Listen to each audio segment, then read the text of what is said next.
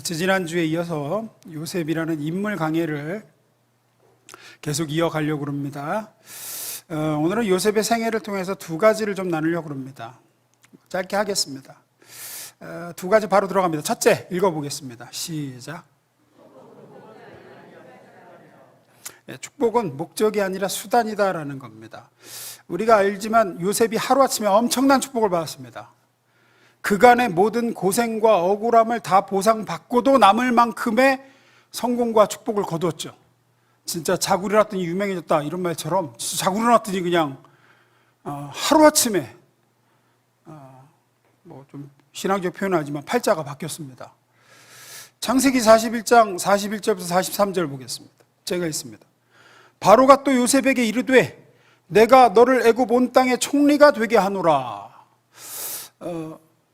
바로 요날 아침까지만 해도 감옥에서 기약 없는, 그러니까 석방이 없죠. 이때는 뭐 언제까지 갇혀 있는다는 게 없어요. 거기서 늙어 죽을 때까지예요. 그런 죄수였는데, 그날 아침까지 죄수였는데 이렇게 됐어요. 총리가 됐습니다. 42절. 자기 인장 반지를 빼어 요셉의 손에 끼우고 그에게 세마포 옷을 입히고 금사슬을 목에 걸고. 43절. 자기에게 있는 버금수레에 그를 태우매 무리가 그의 앞에 소리 지르기를 엎드리라 하더라. 바로가 그에게 애굽 전국을 총리로 다스리게 하였더라. 뭐 당장 신분이 바뀌었죠. 총리가 됐습니다. 요즘 지위라면 수상이죠. 수상. 최고 지위입니다. 실권자예요. 바로가 상징적인 통치자라 그러면 실권자는 요셉이었습니다. 인장 반지를 이렇게 딱 뺏어주고 금사슬 목에 걸고 이런 거죠. 뭐 임명장 주고 뭐 시계 요즘 제일 비싼 거 뭐죠? 아직도 롤렉스가 제일 비싼가? 더 비싼 거 많다 그러던데 뭐 시계 딱 채워주고 세마포 옷을 입히고 그 최고급 수트 아르마니 이런 거 입혀주고 버금술에 태웠습니다. 지금으로 말하면 뭐 대통령 전용차, 전용자가용, 마히바흐, 롤스로이스 아세요? 100억 넘어갑니다. 100억 넘어가요. 100억 넘어가요. 그런 거죠. 이제 버금수레가 그런 거, 당시로는 그런 겁니다. 지금으로 따지면 그런 거죠. 또 제사장 딸하고 결혼하죠. 고위직의 사위가 됩니다. 애굽에 이런 어떤 이렇게 인맥이 없으니까 인맥과 이제 배경을 만들어준 거죠, 바로가. 이렇게 성공을 한 후, 하루아침에 성공을 한 후, 요셉은 뭘 할까요? 우리가 보통 이렇게 벼락부자가 되고 벼락출세를 하면은 사람이 보통 어떻게 됩니까? 예, 그죠? 첫째로는 이제 누리자, 이제 그만. 너무 고생 많았잖아요, 그동안. 쉬자, 놀자, 즐기자. 뭐 이렇게 될 수 있고, 또 하나는 뭐 그간 이제 쌓인 원한을 좀 풀자. 복수하자, 보복하자로 갈 수 있죠? 제일 누구부터, 가까이 있는 누구부터 할까요? 보디발부터 해야지, 보디발부터. 보디발부에 버금술에 딱 끌고 가서 인사하고, 그간 안녕하셨어요? 인사드리고. 사모님은 어디 계신가요? 이렇게 하죠. 밥 한 끼 먹고 가려고 그러는데 이러면서 이제 압박을 가하고, 뭐 그럴 수도 있는 거죠. 뭐 구체적인 뭐 보복은 아니더라도. 근데 요셉의 그 행태를 보면 둘 다 아니죠. 요셉이 어떻게 하느냐? 딱 그렇게 인장바지 끼고 세마포 옷 입고 금사슬 목에 걸고 버금술에 타고 그 다음에 제일 처음 한 일이 나옵니다. 45절 하반절 46절 45절입니다. 읽습니다. 시작. 예, 곧장 나가서 애굽 온 땅을 순찰하기 시작하죠. 46절에 또 한 번 나옵니다. 요셉이 이집트 왕 바로를 섬기기 시작할 때 그의 나이는 30살이었다. 요셉은 바로 앞에서 물러나와서 이집트 온 땅을 두루 다니며 살폈다. 왜죠? 예, 이제 7년의 풍년이 들고 그 이후에 곧바로 1년의 흉년이 들 텐데 그때 어디에다 곡식을 저장하면 좋을지 그리고 어떻게 그것을 분배할지를 준비하는 거죠. 뭐 지금도 7년간 곡식을 저장하는 게 쉬운 일은 아니라고 그럽니다. 그리고 7년 동안의 그 풍년에 걷어들인 곡식으로 7년을 버티려면 어마어마한 양이 돼야 되고 그 어마어마한 양을 저장하려면 또 엄청난 창고를 지어야 되죠. 그런 모든 것들을 준비하고자 곱장 나가서 일을 시작했다는 얘기를 합니다. 이제 좀 편하게 살게 됐습니다. 이제 좀 목에 힘주고 살게 됐습니다. 결혼도 했습니다. 행복을 만끽할 만하고 그만한 뭐 좀 보상을 누릴 만한 자격이 된다고 생각하는데 그 요새는 뭐라 그러냐, 애굽 온 땅을 순찰하기 시작합니다. 높은 자리에서 곧장 내려와 자기의 일을 하기 시작하죠. 버금술에 계속 타고 다니면서 쉬 물러거라 뭐 이럴 수도 있는 거고, 왕궁에서 은장바지 끼고 금사슬 이렇게 하면서 거들먹거리고 왕궁에서 좀 있으면서 인맥도 좀 다지고 뭐 그럴 만도 한데, 곧장 왕궁에서 나와 얼른 하나님이 올려놓아 주셨던 높은 자리에서 내려와 성실하게 자기 일을 하기 시작합니다. 그런 얘기 있습니다. 높은 산 정상은 에베레스트라든지 안나푸르나라든지 이런 높은 산 정상은 사람이 살 수 없는 곳이다. 그렇죠? 거기 산소도 지상의 5분의 1 뭐 이거밖에 안 된다 그러죠. 산소의 양이. 그리고 엄청난 바람이 불고 엄청난 추위가 있고 언제 변할지 모르는 일기가 그곳이라 그럽니다. 그래서 등산가들은 정상에 절대 오래 머무르지 않는다 그럽니다. 실제 미국 등반대가 정상에 생각보다 너무 오래 머무르면서 만끽했어요. 드디어 정상을 찍었다. 그러다가 전원 사망했습니다. 전원. 순식간에 일기가 바뀌었고 내려오질 못해가지고 전원 사망했어요. 얼마 전에도 3시간 동안 사진 찍다가 그 3명 죽었습니다. 에베레스트 산에서. 셀카 찍고 뭐 하고 하다가 3명이 얼어 죽었어요. 제가 이 말씀을 왜 드리냐면, 하나님이 우리 삶 속에서 우리를 높여주신다든지 축복을 주신다든지 형통하게 해주시는데 거기에 오래 머물면 안 된다는 겁니다. 사람의 어떤 일종의 그 정점, 정상이라고 하는 곳은 위험한 자리예요. 에베레스트산 정상처럼 오래 머물면 안 되는 곳입니다. 오래 머물면 머물고 오래 취하면 취할수록 사람은 사명을 망각하기가 쉽고 주님과 멀어지기가 쉽고 영적인 잠에 빠지기 쉽고 신앙의 침체가 찾아오기가 쉽습니다. 신앙생활을 좀 해보신 분들은 아마 그런 경험이 있으실 거라고 생각합니다. 우리는 요셉을 본받을 필요가 있죠. 요셉은 곧장 왕궁에서 나옵니다. 곧장 왕궁에서 나와 있어야 할 곳에 가죠. 애굽 온 땅을 돌아보면서 순찰을 합니다. 이집트가 적은 땅이 아니죠. 차 타고 다녀도 먼 거리인데 그때 당시 수레 타고 다니면서 그거 다 하려고 그러면 보통 일이 아니죠. 그러나 곧장 자기가 해야 될 일을 하기 시작합니다. 왜냐? 이것을 위해서 하나님이 나를 이 자리에 얹힌 거죠. 7년의 풍년 동안 7년의 흉년을 대비해서 이 땅의 모든 사람들이 굶어 죽지 않고 살게 하시려는 하나님의 뜻, 그것을 위해서 나를 지금 이 자리에 앉히신 거예요. 뻑이라고 주신 것도 아니고 뭐 버금수레 타고 뭐 폼 재고 이러라고 주신 게 아니라 그거 하라고 이 자리를 주셨다는 거죠. 즉 바꿔 얘기하면 출세나 성공이나 돈이나 이런 것들은 크리스찬에게서 목적이 되어서는 안 됩니다. 그건 수단입니다. 하나님이 뭔가 그걸 통해서 그걸 내게 맡기시고 그걸 내게 주신 걸 통해서 이루시고자 하는 목적이 있고 하나님의 뜻이 있고 생명을 살리고 하나님의 계획이 이 땅 가운데 실현시키려는 하나님의 목적이 있고 그건 수단이에요. 수단. 우리에게 주신 모든 축복은, 은사는 하여튼 뭐든지 남보다 더 주신 거 있다면 그건 사명이고 수단입니다. 세상에서 수단과 목적이 뒤바뀌는 것만큼 불행한 게 없습니다. 분명히 하나님이 수단으로 주신 건데 그게 목적이 돼버리는 순간 사람은 타락하기 시작합니다. 역사를 보면 중국을 통일한 황제들 보면 다 타락하죠. 진나라 제일 초초의 황제인 진시황도 그렇고 수양제 그렇고 뭐 전부 타락하잖아요. 주나라 보면 뭐 주지웅님 만들고. 왜 그러느냐? 그냥 통일 자체가 목적이었어요. 통일이 목적이야. 통일을 했어. 황제 자리가 목적이었어요. 목적을 이뤘네? 그럼 그 다음에 뭐죠? 목적이 없어요, 이제. 인생의 목적이 통일이었거든. 인생의 목적이 황제 자리였거든. 더 이상 할 게 없는 거예요. 그 다음에 어떻게 되죠? 타락하는 것밖에 없습니다, 이제. 즐기자. 누리자. 요즘에는 좀 없는 것 같은데 저희 때는 그 제 동기 중에 목사 되는 게 목적인 친구가 있었습니다. 목사가 목적이에요. 목적지가 목사야. 전사 때는 그렇게 성실해요. 목사 되더니 니나노 하는 거예요, 이제 니나노. 왜? 목적을 이뤘거든요. 목사라는 직분은 목적이 아니라 수단이죠. 하나님의 사명을 이루기 위해서 주신 수단인데 그게 목적이 되는 순간 뭐 누구도 마찬가지입니다. 누구도. 교회에서 직분 같은 것도 직분이 목적이 된 사람들이 있습니다. 그게 목적이에요.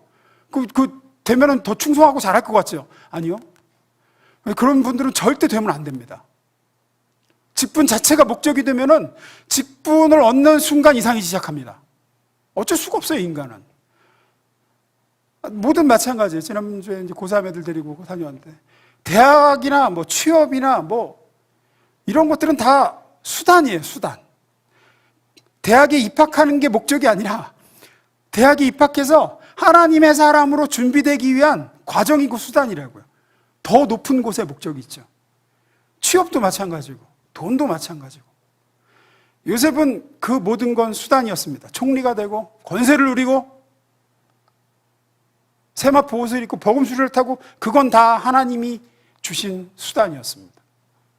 목적은 하나님의 뜻을 따라 7년의 대흉년에서 생명을 살리고 그 기근에서 이스라엘을 구원하여 큰 민족으로 성장시키고자 하는 하나님의 뜻, 그 뜻을 이루기 위한 수단으로 요셉에게 잠시 영광도 지위도 권세도 주신 거죠. 요셉은 그걸 잊어먹지 않았습니다. 그러니까 그 권세에 취하고 뭐 누릴 새가 없어요. 곧장 내려와서 자기의 사명 자리로 가는 거죠. 7년의 흉년을 대비해야 돼. 지금부터 대비해야 돼. 지금부터 준비해야 돼. 사도 바울이 이렇게 얘기합니다. 고린도서 15장 10절입니다. 읽어보겠습니다. 시작.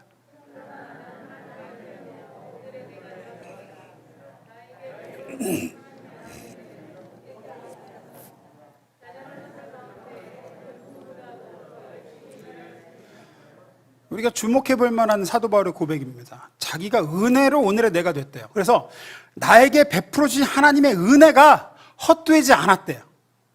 왜? 내가 사도를 가는데 어느 누구보다도 더 열심히 했다. 이게 무슨 얘기냐? 자기에게 은혜가 많이 보였다는 거예요. 능력도 많이 주셨고 하나님이 은사도 많이 주셨고 학식도 많이 주셨고 뭐 많이 주셨다는 거예요. 뭐 여러 가지 있잖아요. 또 뭐 사회적인 배경도 있잖아요. 로마 시민권자였고. 근데 그건 다 뭐라는 겁니까? 수단이에요. 목적은 주를 위해 복음을 위해서 수고하는 게 목적이에요. 자기에게 주어진 은혜가 많았는데 그 은혜 가지고 나는 그래서 더 많이 수고했습니다. 목적은 복음을 위해 수고하는 거였어요. 여러분에게 주신 그것이 무엇이든지 간에 그것은 수단입니다. 목적은 하나님이 여러분 개인에게 맡기신 사명을 이루는 데 있습니다. 우리 자녀들도 마찬가지고 우리도 마찬가지입니다. 목적과 수단을 혼동하지 마시고 하나님이 맡겨주신 것이 무엇이든 그거 가지고 하나님의 뜻을 이루어드리는 데 쓰는 더 큰 목적을 향하여 표대를 향하여 쉼없이 달려가는 저와 여러분 될 수 있기를 주님으로 축원합니다. 두 번째 읽어보겠습니다. 시작. 원인은 미래에 있다는 겁니다. 무슨 얘기냐? 요셉은 자신이 겪은 모든 고난, 과거의 아픔, 상처들 이런 것들을 해석하는 틀을 어떻게 생각하고 있느냐? 그러니까 원인을 미래에서 찾는 거죠. 그게 요셉의 사고의 틀입니다. 왜 나는 형들의 손에 붙들려 노예로 팔려 애굽에 왔는가? 왜 나는 저지르지도 않은 짓을 내가 했다고 누명을 쓰고 감옥에 갇혀야 됐는가? 왜 저 술 맡은 관원장은 나를 잊지 않겠다고 철석같이 약속해놓고 2년 동안이나 나를 잊었는가? 이런 질문에 대한 답을 과거에서 찾으려고 그러면 답이 안 나와요. 내가 뭘 그렇게 잘못했나? 내가 무슨 숨겨진 죄가 있나? 그러면 이제 조상으로 가야죠. 나한테 없으면 우리 아버지 야곱이 죄가 많은가? 그렇게 찾으려고 그러면 답이 없습니다. 우리 삶에 고난과 어려움과 상처가 올 때 그런 식으로 답을 찾아가면 답이 없어요. 심리학에 크게 두 가지 학파가 있습니다. 심리학에 하나는 프로이트 학파죠. 프로이트. 대단히 유명하고 제일 많은 학파입니다. 프로이트가 얘기하는 건 뭐냐? 원인론적 분석이에요. 쉽게 말해 어떤 사람이 지금 저런 정신 상태가 된 거는 과거에 뭐가 있어서 그렇다. 이게 이제 프로이트의 접근이에요. 그래서 어린 시절에 뭐 구강기에 결핍이 있었든지 학문기에 무슨 문제가 생기면 이렇게 된다. 이게 이제 프로이트의 접근입니다. 그때 뭔가가 결핍되고 그때 뭔가가 잘못 건드려져서 현재 이런 모습인 거다, 네가. 이게 프로이트의 접근입니다. 따라서 지금의 내 모습은 전부 과거의 산물입니다. 과거의 상처, 트라우마, 과거의 슬픔, 충족되지 못한 그 무언가가 인간을 이렇게 만들었다. 지금 너의 현재의 모습을 만들었다. 이게 지금은 프로이드의 접근이에요. 반대되는 또 다른 학파가 있습니다. 이게 뭐냐? 알프레드 아들러라는 사람의 목적론적 분석이라는 게 있어요. 아들리안 학파.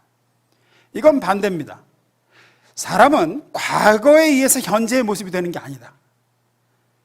미래에 되어질 목표를 위해서 현재의 모습이 존재한다. 이게 이제 아들러의 얘기예요. 미래의 꿈과 목적이 오늘의 나의 행동과 선택을 결정하며 현재는 과거의 산물이 아니라 반대로 미래를 위한 기반이 된다. 그게 아들러의 얘기예요. 그래서 인간은 미래에 내가 이렇게 되고자 하는 꿈이 있고 목표가 있으면 그걸 기반으로 해서 과거의 모든 경험과 현재의 모습을 그 미래에 맞춰서 만들어가는 존재다. 이렇게 얘기하죠. 저는 이게 믿음의 해석이라고 생각합니다.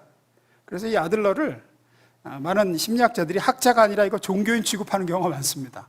야, 쟤는 기독적인 이건 뭐 종교인 아니야? 이게 무슨 학자야? 이제 원인론이 아니라 목적론이라는 거죠. 그래서 이 아들러의 영향을 받아서 릭 워렌이라는 목사님이 목적이 이끄는 교회, 목적이 이끄는 인생 이런 책을 쓴 거죠. 교회는 목적이 이끌어야 되고 인생은 목적이 이끌어야 된다. 아들러의 얘기가 그거였습니다. 전 대단히 성경적이라고 생각해요. 요한복음 강해 때 제가 잠시 다뤘는데 날 때부터 눈먼 사람이 있었죠. 그래서 국어를 하고 있는데 제자들이 지나가면서 묻죠. 뭐라고 묻습니까? 요한복음 9장 1, 2절 봅니다. 읽습니다. 시작.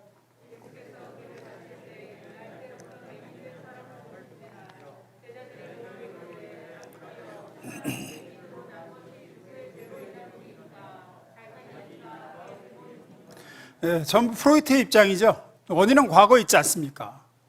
이 사람이 이렇게 맹인으로 태어난 건 전부 원인은 과거에서 찾으려고 하는 거죠. 뭡니까? 이 사람 죄입니까? 부모 죄입니까? 뭡니까? 그러자 예수님은 3절에 이렇게 말씀하시죠. 예수께서 대답하시되 이 사람이나 그 부모의 죄로 인한 것이 아니라 원인은 과거에 있는 게 아니야. 이 사람이 이렇게 된 원인은 과거에 있는 게 아니야. 그러면서 어디에 있다 그러시죠? 미래를 얘기하시죠? 그에게서 하나님이 하시는 일을 이제 장차 나타내고자 하심이라. 이 사람의 이런 끔찍한 장애조차 미래에 나타내시는 하나님의 영광을 위한 기반으로서 현재의 이런 고난이 주어진 거다. 원인은 미래에 있다. 이 사람의 크나큰 불행, 이 장애인으로 태어난 이 아픔을 토대로 하나님은 자기 영광을 장차 드러내실 것이다. 그리고 정말 드러내시죠. 요셉의 생애에서 우리가 배워야 될 매우 중요한 관점이 이것입니다. 요셉이 왜 형들의 손에 팔려 노예가 되었습니까? 왜 억울하게 누명을 쓰고 감옥에 갔죠? 왜 2년간이나 잊혀진 존재로 있었죠? 원인을 과거에서 찾으려고 하면 불가능합니다. 하지만 원인은 과거에 있지 않고 어디 있었죠? 미래에 있었습니다. 하나님은 그 모든 요셉의 아픔과 억울함과 상처를 재료로 장차 놀라운 영광을 세상에 드러내시고 큰 구원을 베푸시죠. 요셉은 그걸 정확하게 이해하고 있었습니다. 그래서 형들에게 그렇게 얘기하죠? 창세기 45장 5절입니다. 그러나 이제는 걱정하지 마십시오. 자책도 하지 마십시오. 형님들이 나를 이곳에 팔아 넘기긴 하였습니다만 그것은 하나님이 형님들보다 앞서서 나를 여기에 보내셔서 우리의 목숨을 살려주시려고 그렇게 하신 것입니다. 그 목적은 미래에 있습니다. 원인은 미래에 있었습니다. 미래에 이렇게 좋은 걸 주시려고 하나님은 그 일을 그렇게 허락하신 겁니다. 7절에 이렇게 얘기하죠. 하나님이 나를 형님들보다 앞서서 보내신 것은 하나님이 크나큰 구원을 베푸셔서 형님들의 목숨을 지켜주시려는 것이고 또 형님들의 자손을 이 세상에 살아남게 하시려는 겁니다. 원인은 미래에 있었습니다. 미래에 이렇게 좋은 것 주시려고 하나님이 그렇게 하신 거였습니다. 과거의 상처든 현재의 고난이든 모든 것은 복된 미래를 우리에게 주시려는 하나님의 선물로 우리에게 주어진 줄로 믿으시길 주임으로 축원합니다. 따라서 지금 우리 크리스천의 삶에 뭔가 어려움이 있다, 아픔이 있다, 고난이 있다, 그걸 자꾸 원인을 과거에서만 찾으려고 하지 마십시오.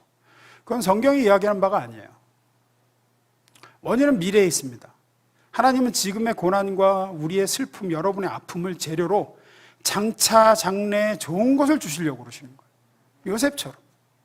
요셉의 과거의 아픔 중 단 하나만 빠져도, 하나님의 큰 재료에서 하나만 빠져도 이 엄청난 하나님의 구원의 성취와 요셉의 영광과 이런 것들은 불가능해요. 이가 하나만 빠져도 안 돼요. 뭐 예를 들어서 보디발의 아내가 정말 현숙한 여인이었다. 안 돼, 그러면. 안 돼. 누구가 나서서 요셉을 대신 증언해줬다. 아니라고! 저 여자가 그렇지. 요셉은 죄가 없다고. 그래서 감옥 안 갔어. 그래도 안 돼. 그래도 안 돼. 어느 거 하나만 빠져도 안 돼요. 하나님은 그래서 요셉을 노예로 누명을 쓰게 하시고 감옥에 보내시고, 왜? 장차 좋은 것 주시려고. 그 모든 것을 보상하고도 남을 만큼의 좋은 것 주시려고. 놀라운 영광을 요셉을 통해서 드러내시고 엄청난 구원을 요셉이라는 사람을 통해서 베푸시려고. 저는 여러 번 말씀드렸지만 이제 군복무를 학사장교로, 해군 학사장교로 갔죠. 이제 보통 병들은 6주 훈련을 받습니다. 6주. 저는 16주 받았습니다. 16주. 장교들은 보통 16주 받습니다. 후반기 교육까지 하면 3개월이 넘어요, 또. 그냥 훈련 받다가 거의 반년이 더 갔던 것 같아요. 강도도 꽤나 힘들었습니다. 지금도 마찬가지일 겁니다. 그러면 6주 훈련받는 일반 사병보다 죄가 더 많아서 그런가요? 죄가 더 많아서 16주나 훈련받고 훨씬 더 고된 훈련을 받나요? 저것들은 과거의 범죄자들이라 빡세게 굴려야 돼. 이렇게 되나요? 아니죠. 원인은 과거가 아닌 미래에 있습니다. 그들은 장차 더 중요한 임무를 맡아야 되기 때문입니다. 더 많은 책임을 부여받기 때문입니다. 더 큰 권한이 주어지기 때문이에요. 원인은 미래에 있습니다. 마찬가지입니다. 지금 여러분의 삶에 이런저런 어려움도 불행이 있다 그러면, 왜 하나님 나한테 이렇게 하시는가 있다 그러면 원인을 과거에서 찾지 마시고 장차 베푸실, 하나님이 장차 내가 알지도 못하는 놀라운 것으로 내게 주시려고 하시는 그 미래에서 찾을 수 있게 되기를 주임으로 축원합니다. 코로나를 왜 주셨는가? 저는 원인은 미래에 있다고 생각해요. 왜 전쟁이 일어났고, 왜 이렇게 불경기가 계속되고, 왜 이렇게 금리는 계속 올라가고 있고, 한국교회 아시죠? 작년 한 해만 문 닫은 교회가 엄청나요. 왜 이렇게 되는가? 자꾸 이렇게 과거에서만 찾으시는 분들이 있어요. 물론 그것도 일리가 전혀 없는 건 아닌데, 저는 원인은 우리 크리스찬들에게는 미래에 있다고 생각합니다.